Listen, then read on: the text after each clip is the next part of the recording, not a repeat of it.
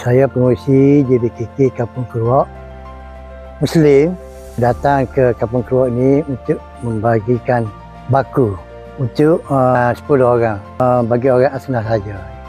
Saya sekali lagi terima kasih tidak terhinggalah pada Muslim ni.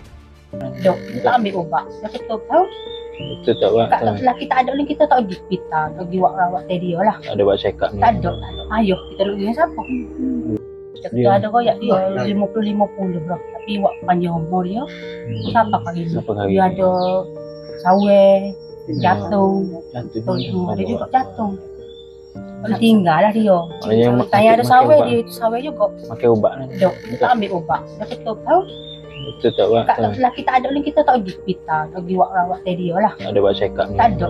Ayuh, kita nak pergi siapa? Ya. Uji ada. Dia nak pergi hospital tak boleh payah kita. Sawai nak ada ubat dia. Ada ubat dia. Patutnya dia ada ubat. Buat sejauh sahaja. Payah. Tapi memang dia kebikiran lah. Payah. Tunggu dia ada rekod sana. Lepas tu kat lah ni tak ada buat kerja ke? Tak ada. Dia kata nak itu siapa dia nak jaga dia. Dunia agak malah ujian daripada Allah Subhanahu Wa Taala. Agak biar malah Allah bagi ujian ni agak bukan tidak di luar batas lah. Betul gigi ke dia? Jadi kak kena sabar, kena redha, kena kuat semangat lah.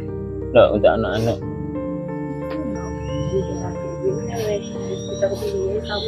Sabar tak deh.